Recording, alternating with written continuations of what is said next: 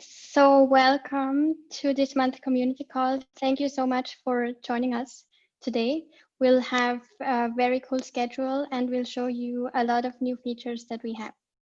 So before we get started, I want to introduce you to Vish. Vish is a community associate at Hasura, and she'll be hosting today's community call with me. And starting next month, she will take over the community call, which I think she's the perfect person for. So, Vish, do you want to say hi to everyone? Yeah, sure. Thanks so much for having me, Marion. It's a pleasure to be hosting the call with you this month. Hey, folks, I'm Vish, your friendly virtual neighborhood community associate. If that name rings a bell, it's probably because you get periodic notifications from me on Hasura's community update channel, and notifications about all the cool things that we work on, upcoming events, and awesome content that we publish, right? When I'm not doing that, I'm mostly helping keep our community spirit alive by making sure that our developer content is made accessible to our community, highlighting all the awesome projects that you all work on, and celebrating your wins. So yeah, that's mostly it about me. And without further ado, I'll let Marion kickstart the call today by introducing the agenda. Over to you, Marion. Thank you so much, Vish. Nice to have you on board. So let's go over the agenda quickly. So Tanmai will start off with an update on Hasura Cloud. Then Rishi will show us how to build production-ready offline first application with Hasura. Auke will introduce us to a new internal server architecture that we've been working on for a few months now called PDV Refactor. Auke will explain later what this all means. Allison will show us how to use our implementation of easier JWTs by doing a demo with Hasura. And Gavin will take us over GraphQL transactions and how to use a GitHub action for CI/CD with Hasura. And I will finish off the Hasura update by giving some notes on the community. Finally, we'll have again an amazing community demo. Ryan will talk about Postgres foreign data wrappers. So nice to have you with us, Ryan, and looking forward to your presentation. So, thank you and welcome. What else? Yes, if you have questions, please feel free to ask on the Zoom chat, and either the presenters will answer or someone from the team will answer in the chat directly. So with this, I think I don't need to say any more. And Tanmai, over to you. Hello, everybody. Thank you, Marion. Let me just quickly share my screen. All right, cool. So I'll be taking over a few product updates that you should see gradually drop over the next few weeks in the next release or two. And some of these are on Hasura Cloud, and I'll kind of take you over a bunch of them. All right, so four things.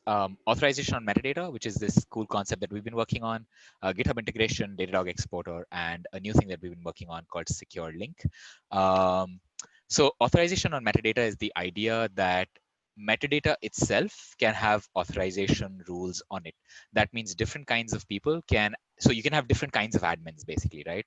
So you can have an admin that has the ability to modify all of metadata, but you can also have an admin that can modify certain portions of metadata, certain kinds of admins that can only, access, maybe read a smaller part of the metadata than what you have, right? So think of this as, if you visualize kind of what this feature would look like, it'd be like you log into the Hasura console as a collaborator or with your admin token or something, which is not the full admin secret.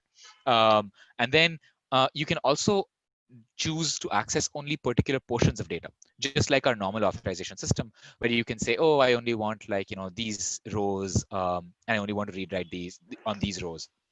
But what you can also do is choose what sources this comes from.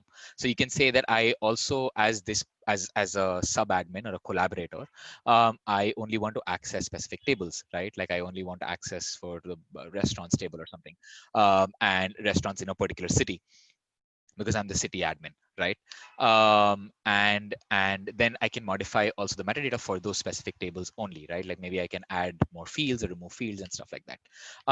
Two kind of use cases for this that that we've been seeing from our users is one is kind of like this team CMS use case, right? So you have kind of different kinds of people in your team, and they're using different parts of the console for as a CMS or as for managing the data, right? And the second, apologies for the noise. And the second is a data platform, which is kind of, you're federating the management of these different data sources to different people in the team, right? So you as an admin don't have to take full responsibility, and you don't have to give everybody else also full responsibility. You can federate that out to different people so that the data source management can be federated as well. So so this is going to be coming. This is something that we're working on, and you should see a spec land up soon on the repo and work happen towards that.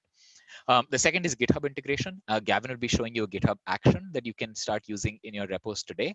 And this is kind of a CI/CD workflow for Hasura where you can just do a git push. The GitHub action will run, and then it will deploy your migrations and metadata. On Hasura Cloud, we'll be doing an integration with GitHub so that you can just log into your GitHub and then integrate your repo, choose whatever branch you want to use as a deployment branch, for staging or production or whatever, and that git push will work. But you can also use it on your own setup, so just a GitHub action.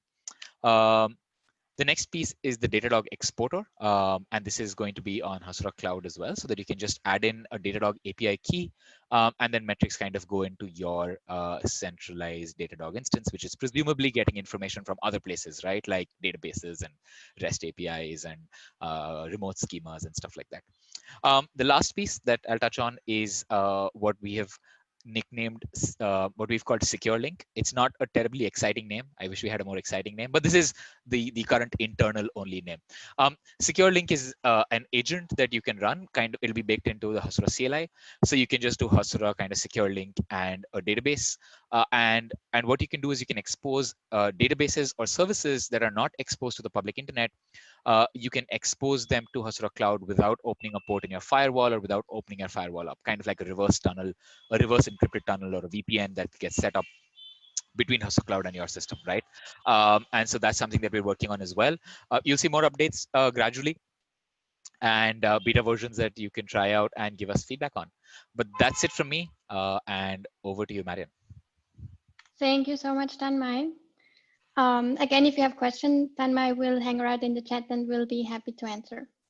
So next up is Rishi with production ready offline first.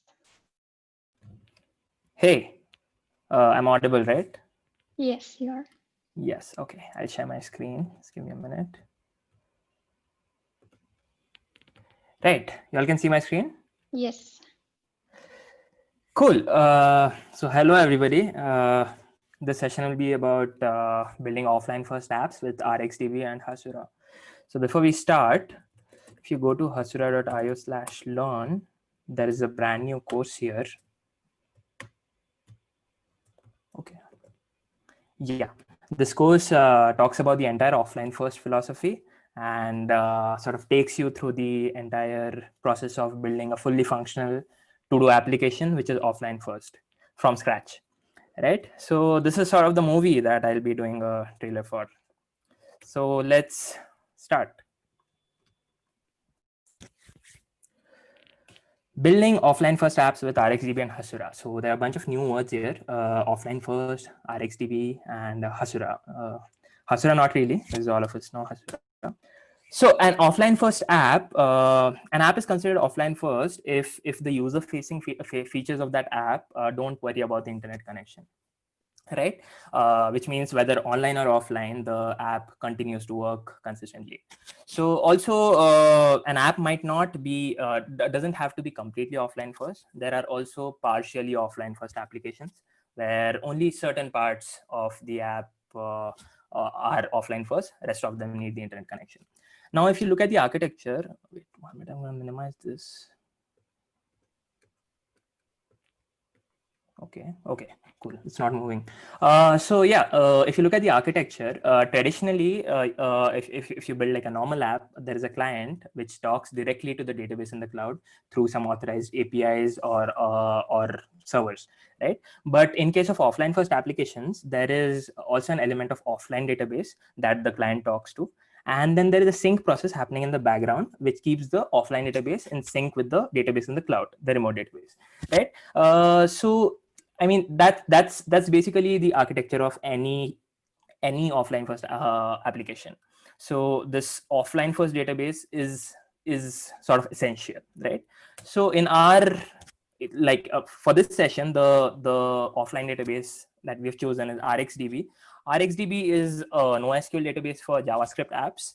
Rx stands for reactive, which means RxDB is a reactive database, which means you can listen to the changes in it and subscribe your UI to the changes and render accordingly.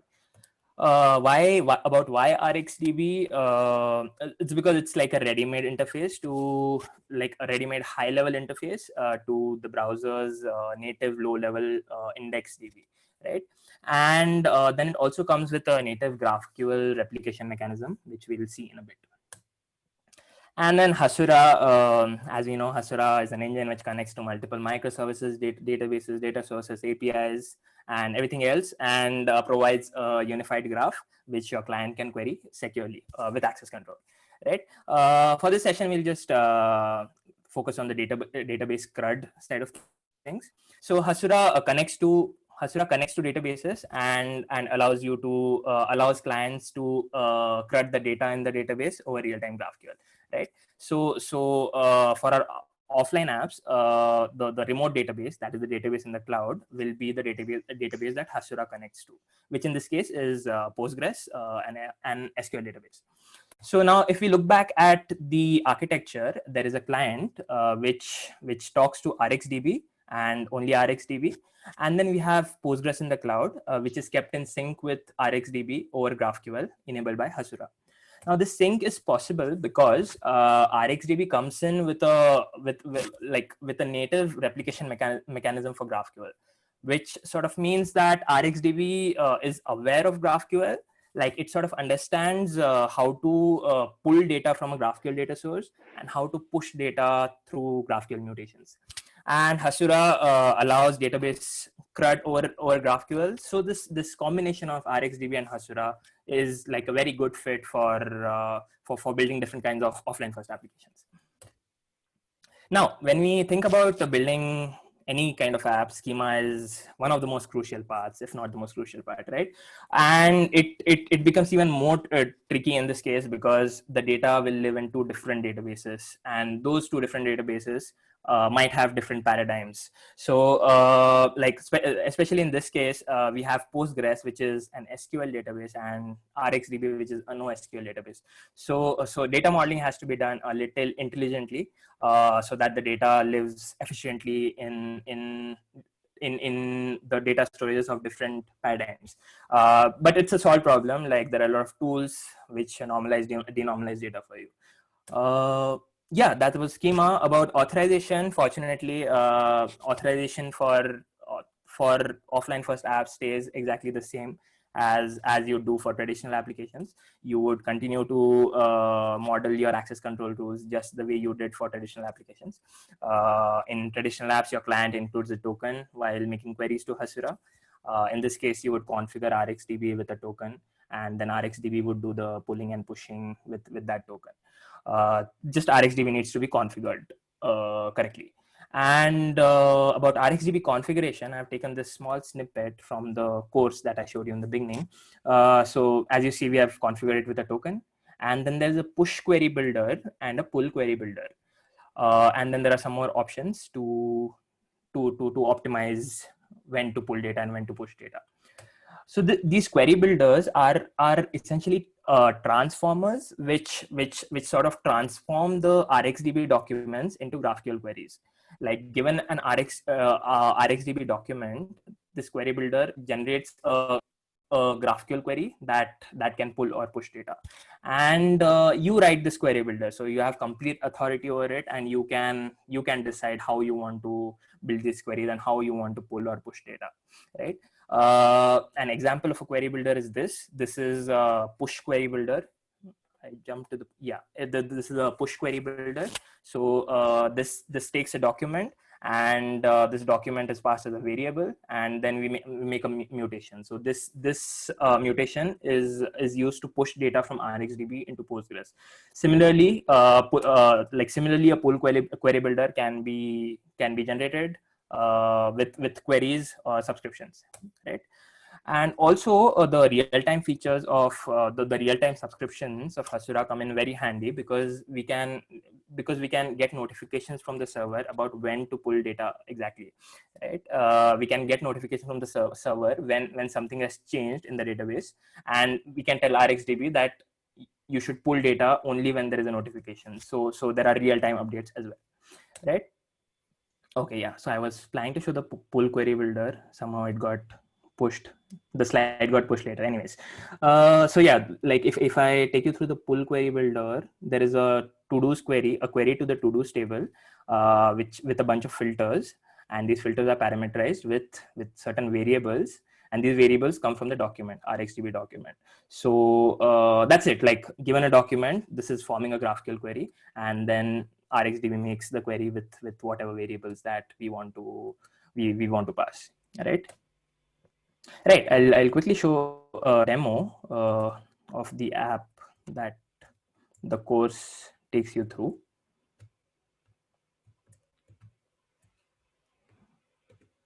The demo gods.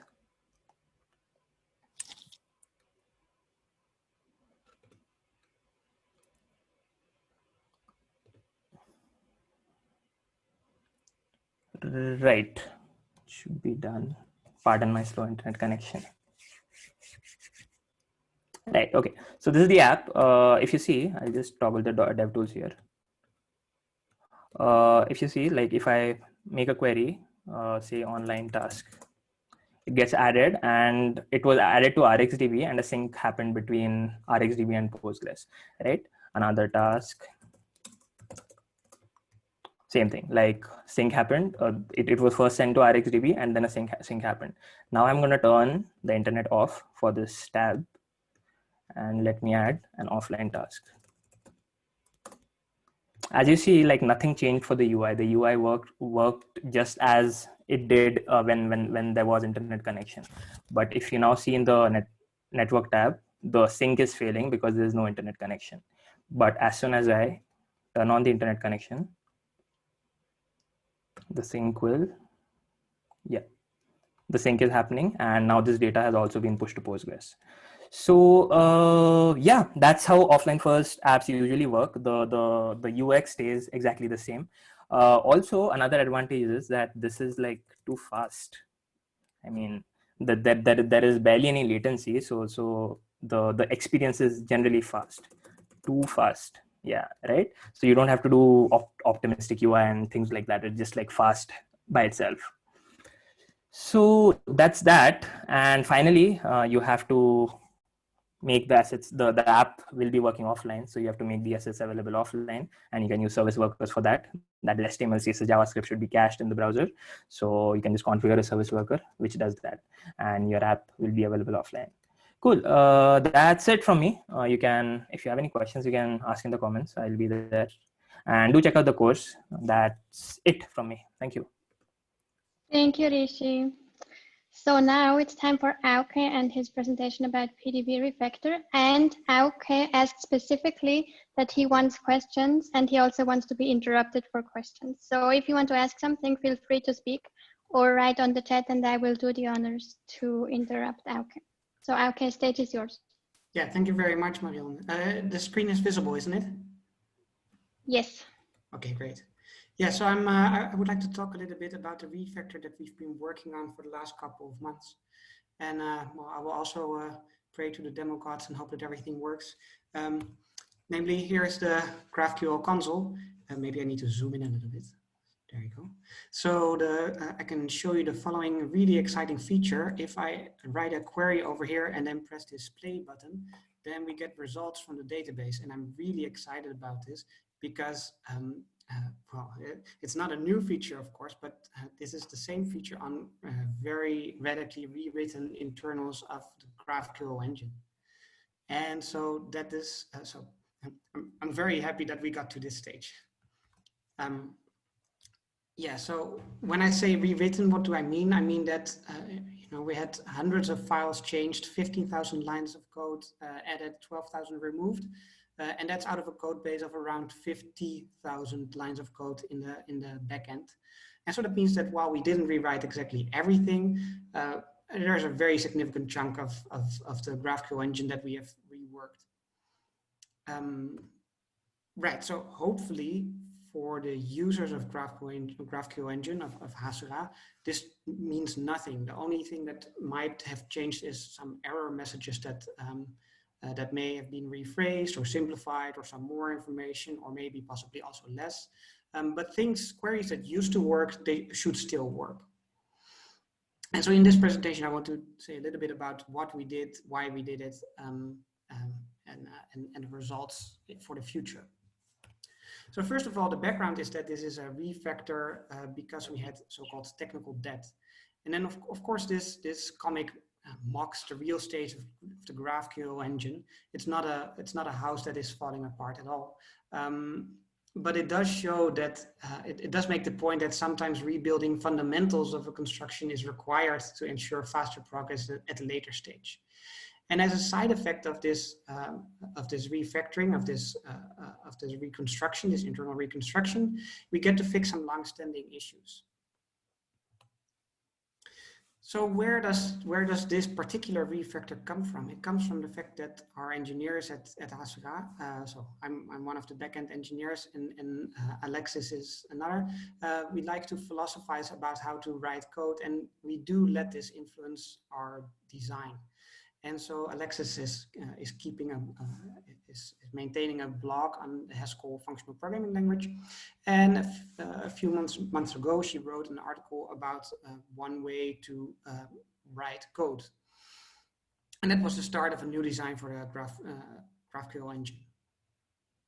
So here's a very high level overview of what the refactor is about. So here's a simplified view of what Hasura does internally. On the left, we have an incoming query string. So for instance, there's some JavaScript code sending a query string to the server, then it ends up on the left side of this pipeline. And then we have these boxes, and these boxes are an execution phase. So they do something with the query string until all the way on the right-hand side, it is SQL code that we can execute against the database, and then when it's executed against the database, we can return the result of the string of the query. And now the key thing to observe here is that there are two boxes in the middle, the validation phase and the resolution phase. And the validation phase says something like, well, sure, we have an incoming GraphQL query and it is syntactically valid, but it may talk about root fields that simply don't exist in the GraphQL schema. And so we filter out such invalid queries in the validation phase. And what it passes on to the resolution phase is kind of the original query that we had before, but now with new knowledge that it is valid.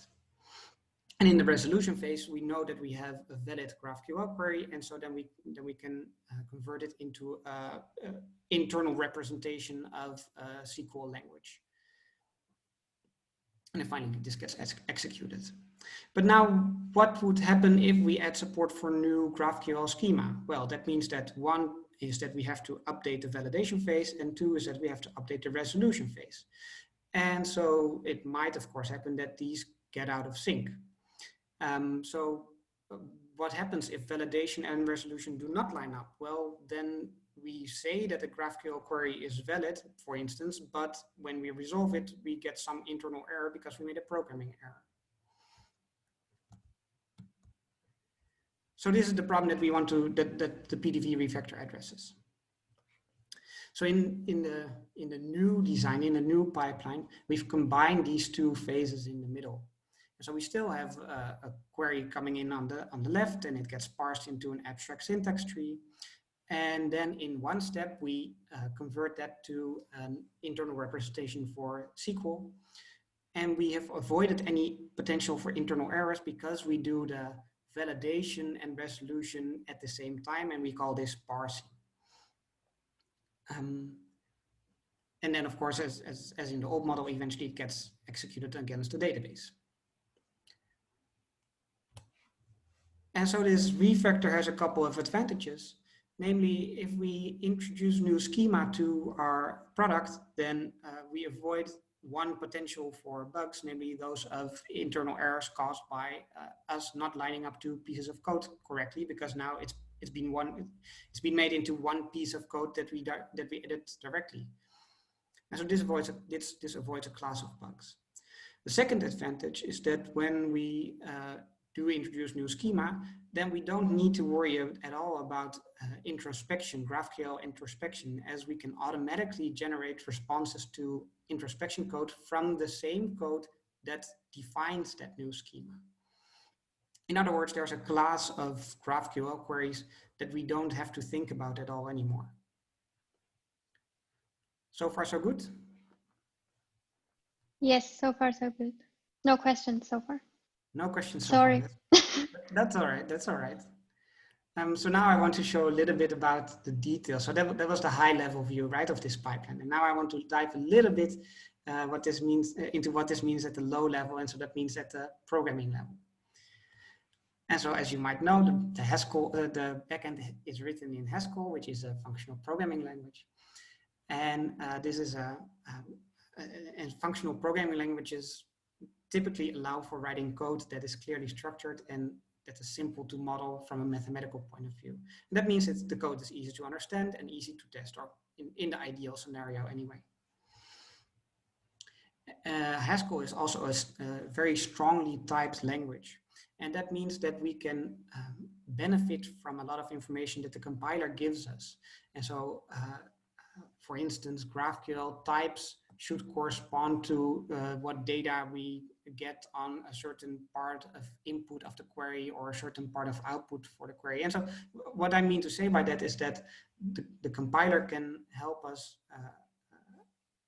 write and parse valid queries better.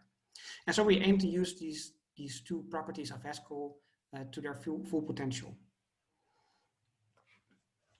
So here's kind of the validation and resolution versus parsing very concretely for a small example.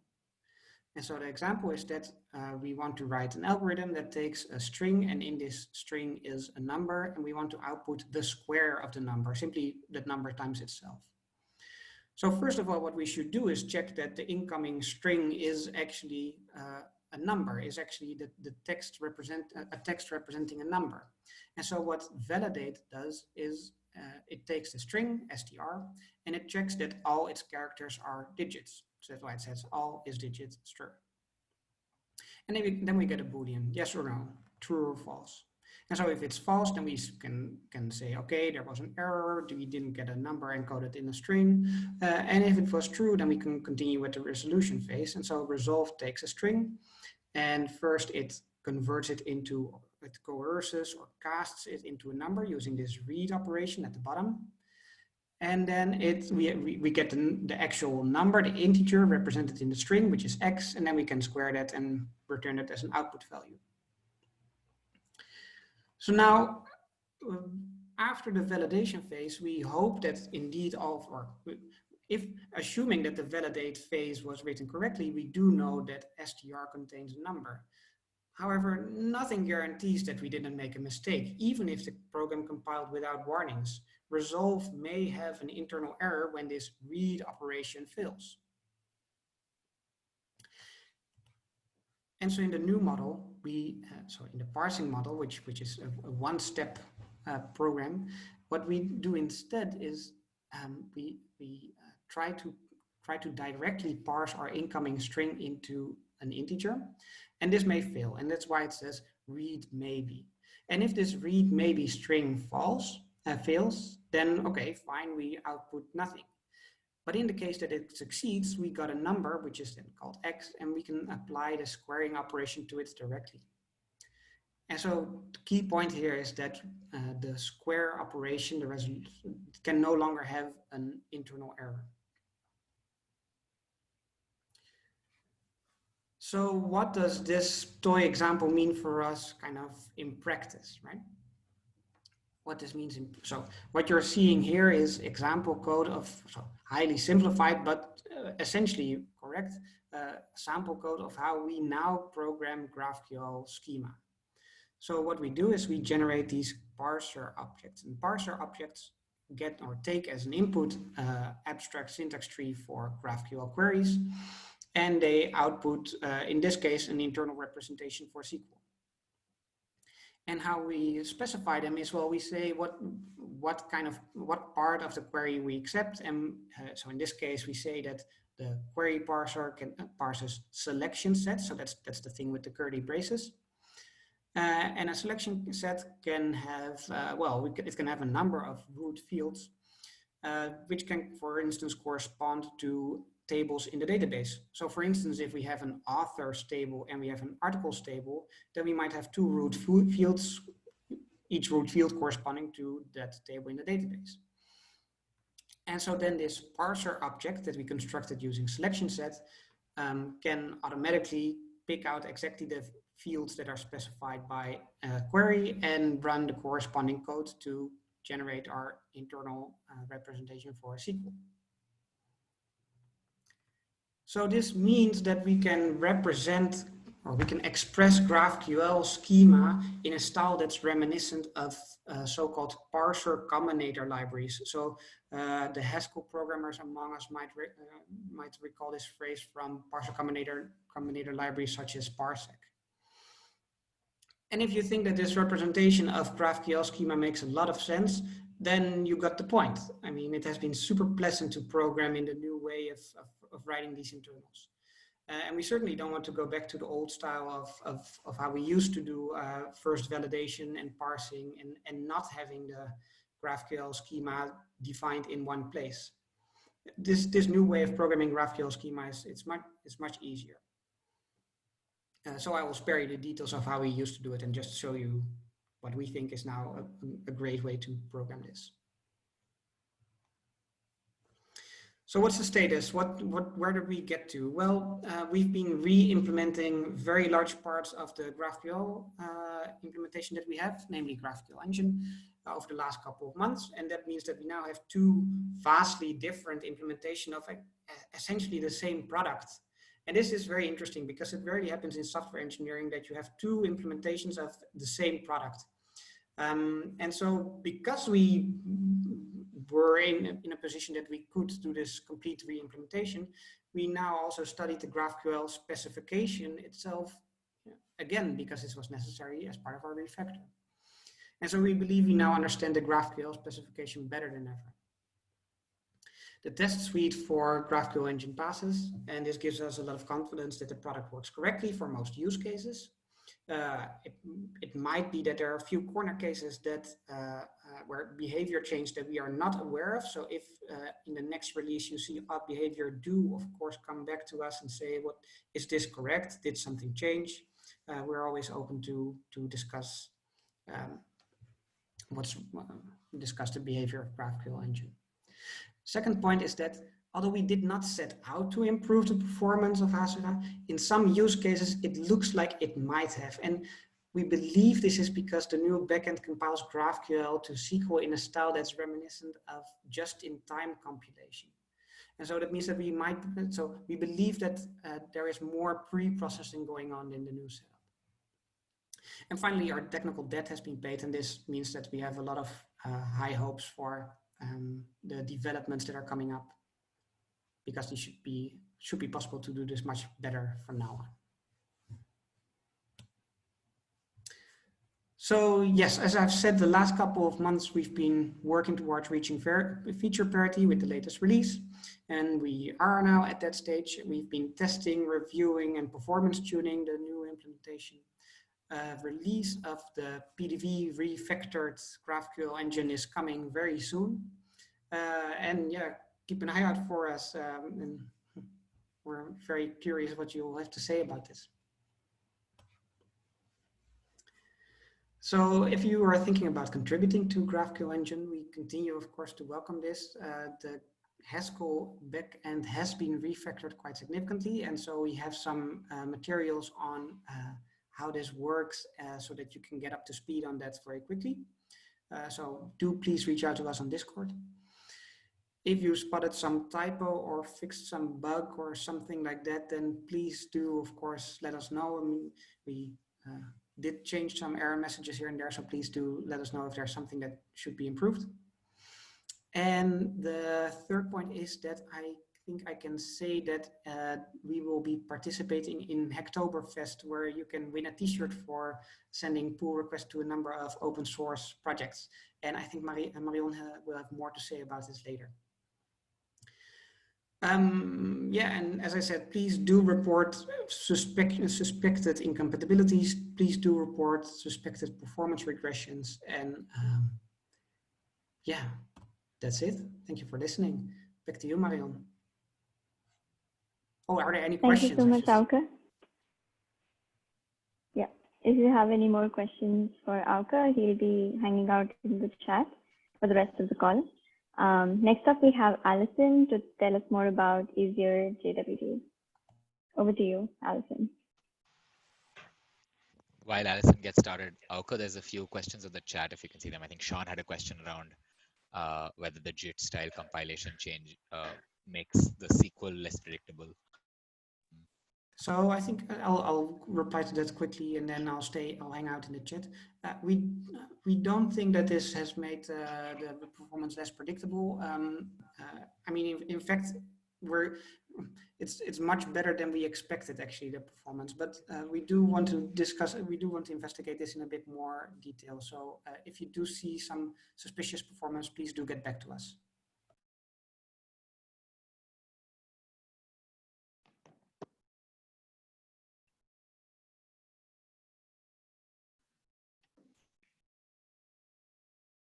All right. Can y'all hear me and can y'all see my screen?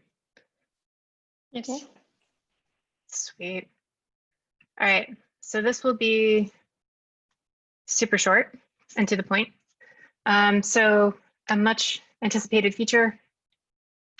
The Hasura GraphQL token secret. So at the moment, the Hasura GraphQL engine interprets the session variables in the token according to this JWT secret environment variable. So, for example, if you wanted to adjust maybe the claims namespace or the claims format, you can modify those things. Or if you have a token that looks like this, you can also adjust the namespace path. But you'll notice that all of these environment variables have to start with the X Hasura something.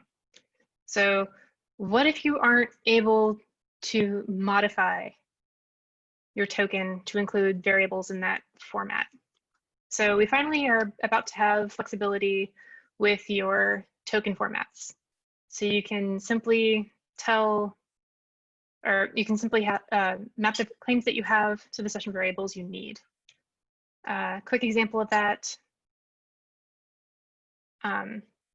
with this new claims map field, you can map, for here it's app roles and user ID, to the specific Hasura session variables that you need. So here's kind of an example from Azure AD. So you can't really modify the token format for Azure Active Directory. So if you want to use Azure, it's been a little tricky trying to do that with Hasura so far. But now you can do that. There is no more token customization required. You can simply take from existing session or existing information, existing claims in the token. Here we have the object ID, which is the Azure equivalent of the user ID, and groups, specific group, and map them directly to session variables. So going over to an actual demo. So this is straight out of the Microsoft documentation, stole their, get started React template, hooked it up with an Azure AD tenant and a fake user. We can log in. It gives us a token. If you want to see the claims, they're here. But we want the raw ID token. And we can take that into our project. We can add it as the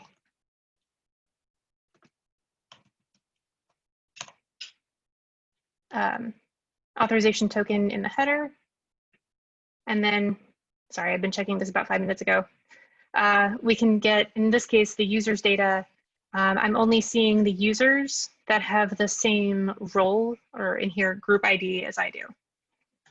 So you can start doing some interesting stuff with permissions.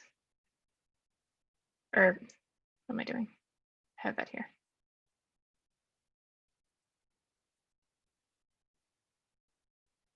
So for example, you could have a role now in Azure that's basically, a group can only see things that's also tagged with, this group ID or this group role.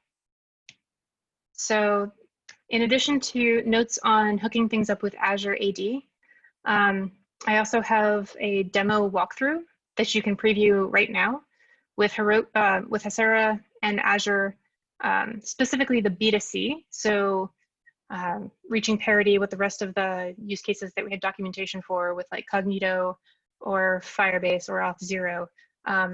The Azure Active Directory B2C, which lets you do social login and custom claims and all those things. That is here in this repo, which we can take a look at. So documented from A to Z, complete with using not only Active Directory B2C, but also Azure functions to create these handlers. Yeah. And I'll put the link to the repo in the chat. Oh, already done. Thanks. All right, thank you so much, Allison. Yeah, as Allison said, you can find the link to the repo, demo repo in the chat. I just pasted it right now. Next, we have Gavin to tell us more about GraphQL transactions and CI/CD. All right, sweet. Okay. Can everybody see? Yes. Okay. Yeah, so basically two things I'm going to quickly cover. So the first is GraphQL transactions, and the second one is how you can set up a super easy CI/CD flow. There's a spec that's been drafted for transactions over WebSockets. And if any of you guys are familiar with Rails and Active Record, this is a super common pattern that you'll see there. And it's really useful when you have multi-step transactions or maybe data from different steps that's dependent on each other that needs to get either committed as a batch or aborted entirely. So the example here is like you might have a transaction where you need to process the order, charge a user, and then add the vendor sale, but it needs to be an all or nothing thing. So the spec, there's a reference to it, which we can also link, but it's pretty simple. So the transaction needs to be initialized, which will either succeed or fail. You execute multiple operations. These can be queries or mutations, which will either give you data or an error. And then finally, you commit, which will close the socket, or you abort, which will roll back and close the socket.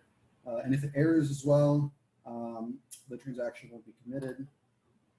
So what does this look like? There's an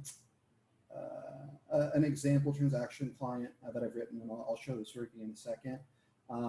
But it allows you to have this really nice, flow where you can kind of say, all right, init a transaction, execute these three things, and you can use the data from them. On error, abort it, and then finally, commit it. So I'll show a quick demo of this. Okay, I hope this font size is good enough. I'll zoom it in just in case. So here I have initializing a transaction, and I'm just going to show creating a user. I'm going to change user ID1's name, and then I'm going to make this fail because this is a numeric mutation. So it tries to set a numeric column. So if I put a string in here, it'll fail. So to show you guys, we go here. So this is the initial data. So user ID 1 and 2, name is new name, numeric column 2. So I'll put this here, and then I'll run node1, and these three operations just kind of happen. So here's op1, op2, and then op3. And so if you see, if I check here and I come back, then name has changed to new name ASD. Let me put this back, but I'm going to make this one fail by giving it a string. And so if I save that, then it'll error. And if I reload this, the name is not put back, and this hasn't changed either because my transaction failed. So yeah, that's it. Pretty cool. All right, and then the second thing that I want to demo is, I got to zoom out a little bit. This is really tiny. CI/CD. So the way this works is super simple.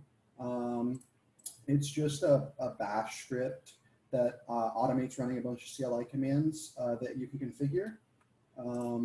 So basically what this looks like, and I'll show this demo in a second, but you can see it run here, and it's really easy to configure.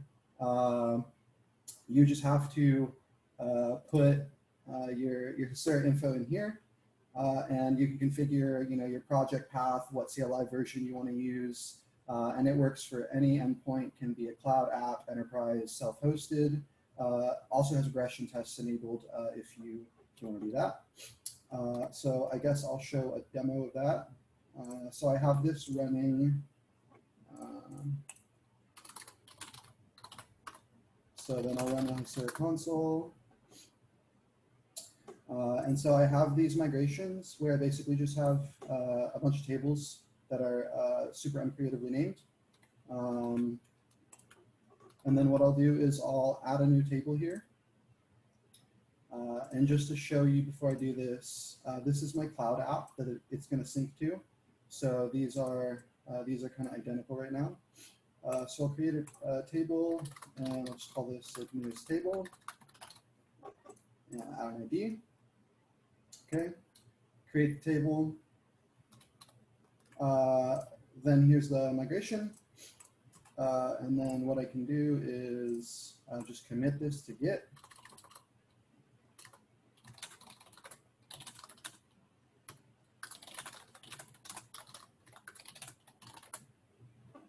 All right, so I'll do that. And then I have this demo repo here where it's going to trigger this CI/CD run. And hopefully this will load.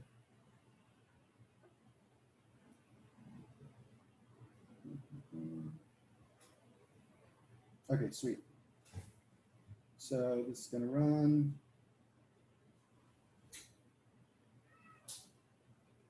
Run migrate status. These three tables are not present. Applied the migrations. Okay, that went fine. Applying metadata. I made this purposefully fail the regression tests. So you're going to see this reject here. And then now if we check, I got to move this. Now if we check my cloud app and then I reload, there will be more tables over here.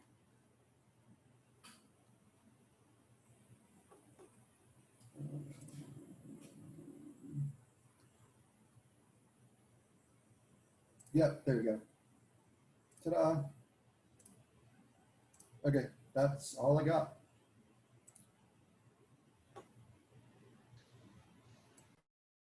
Awesome. Thank you so much, Gavin. Next up, we have Marion with community updates. Marion, over to you. Yes, I will make this very quick because I want to give Ryan enough time for the community demo. So we'll have 2 events coming up.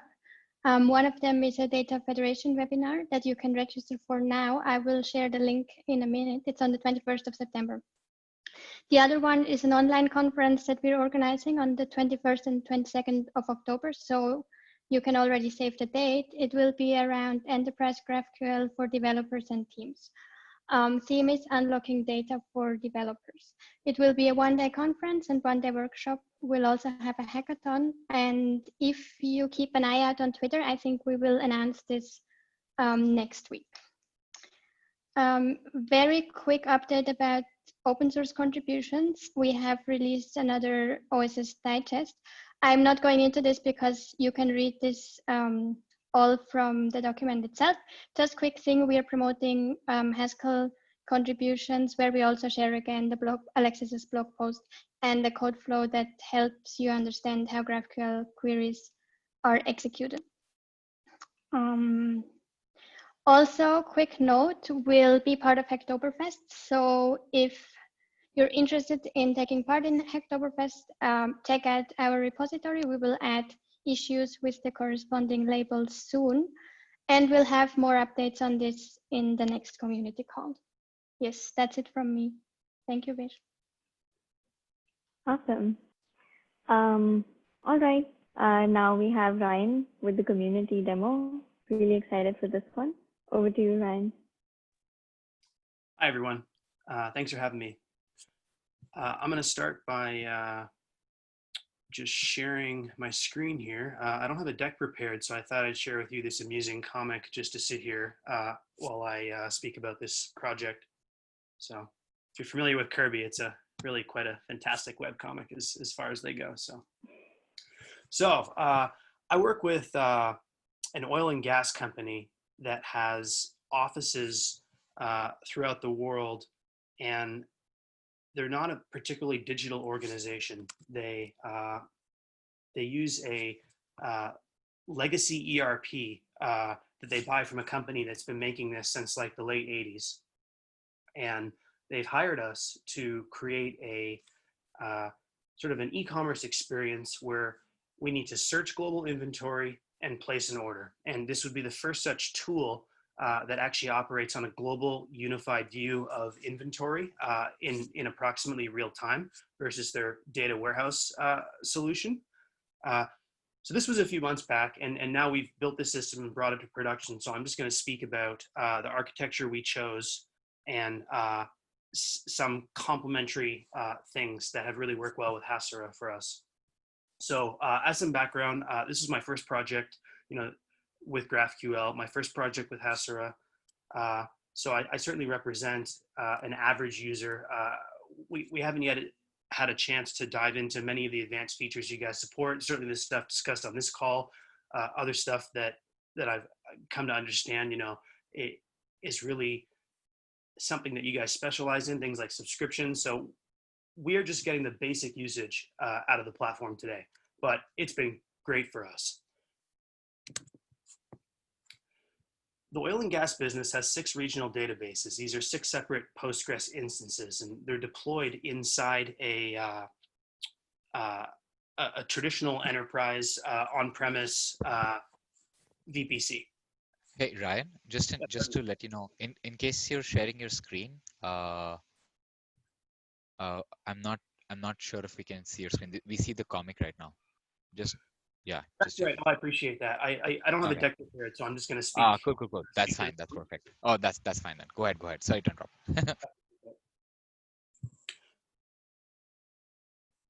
So the problem that we use Hasura and Postgres foreign tables to solve is that this business has a history of hiring software contractors, and it can take a while to get work done. And then there's this ongoing problem that we're all familiar with, where sort of prior to GraphQL, there was this need to modify the code base at many different points on the stack to support incremental change to the feature set, the data set.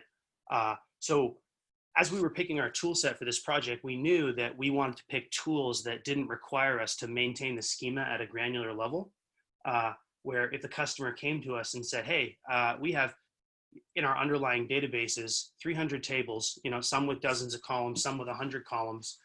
We can't tell you which subset of those you're going to need to fulfill this project. You're just going to have to figure it out. Well, we wanted a tool chain that was going to support this rapid evolution. So Hasura, been a total slam dunk there. We're deployed on Google Cloud Platform. We run an ephemeral Postgres inside Kubernetes. We run Hasura inside Kubernetes.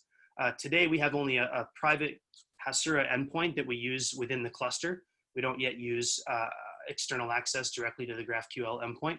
So we haven't gotten started with a lot of validation yet. For us, it's really been about the basic data platform at this point in our project lifecycle. So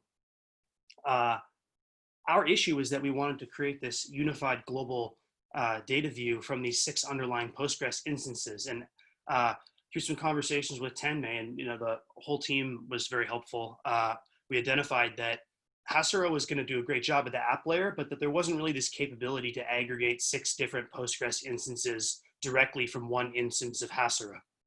So we worked together to develop this complementary approach where we leverage Postgres foreign tables. I hadn't actually heard of foreign tables before this project, so it was a great ramp up for me. And overall, I thought they were very easy to get going with, and they've certainly been very successful for us. So, what is a foreign table? It's basically a regular table that, under the hood, it is delegating either the entire query or a subquery to a remote Postgres instance that then fulfills the query. And this has been great for us. So, what were the benefits? First of all, it allows us to easily target only a subset of the remote schema for local replication in our aggregatory instance inside Kubernetes. We just say, hey, here's the tables we want. If a table has too many columns, we're even able to take only a subset of those columns. There's no need to maintain the schema. So long as you're selecting all the columns from a table, you can just say, hey, I'd like to import this foreign table. And then it just introspects the schema from the remote Postgres instance and sets it up locally. And that, for us, that was consistent with the idea that Hasura is automatically generating the GraphQL schema. So that's great. We're not having to maintain these detailed schemas that was, such a hallmark of much of my career prior to beginning to use Hasura, where you have these very detailed domain schemas, you're constantly updating them. Foreign tables gave us the ability to avoid doing that in the aggregation layer, just as Hasura gives it sort of at the app layer. So other reasons foreign tables were great. We only needed simple read permissions from the remote database. Because of this enterprise environment, between the politics and the stability considerations, we had no ability to modify the underlying database. We weren't really able to get new users or roles added or views, or to set up any push-based replication. So this was great for us, where they were able to give us the simple reporter access that their ETL jobs used, and then our foreign tables just worked out of the box. That was kind of great for the enterprise environment. Some of the app requirements that we had established is that during the core search experience in this e-commerce tool, we didn't want to do any round trips to the remote databases. So we were able to pair foreign tables with materialized views and Hasura to create this lovely sort of hierarchical aggregation layer where we pull the data from the remote instances on a timer into these materialized views, kind of facilitated through the foreign tables. And then our Hasura setup is fairly vanilla today. It just points directly at a view that performs a union all across the materialized views. And yeah, through this architecture, it's just been great for us. The customer has been able to develop business applications faster and cheaper and more reliable and in a strongly typed manner versus all of their previous efforts to date. So it's one of the most successful projects in the history of this company's IT regime, just on the basis of it worked almost out of the box. It's got a great change management story. Yeah, I mean, that's that's pretty top marks in an enterprise development environment. So the customer is very happy with it, and we've been very happy with Hasura, and I would certainly recommend foreign tables to anyone who's trying to pull data out of legacy systems into a new architecture. Thank you. Thank you so much, Ryan. I'll share my screen quickly. So before we wrap up tonight's call, I'd like to ask you all to take 5 minutes of your time to help us make our community call better. We're always trying to improve our community call. So if you'd like to give us feedback, or if you'd like to let us know what you would like to see in the next call, you can find the form. You can go at bit.ly/community-call-feedback and let us know. And if there's something interesting that you're working on using Hasura or building with Hasura, if you want to showcase that project like Ryan, you can let us know and show your interest through bit.ly/community-call-demo. You'll find this link in the chat. Marion should be linking you to these forms. And yeah, our next community call will be on 24th of September, same time. And so again, you'll find the link in the chat. There's one more thing before wrapping up that I'd like to talk about. We on Discord, on the Hasura Discord, we now have these weekly digests that we curate. And these weekly digests contain all the upcoming things and events and exciting stuff. And also some content highlights from the previous weeks. So yeah, you should find that in the weekly digest channel. And thank you so much for attending this month's community call. Bye, everyone.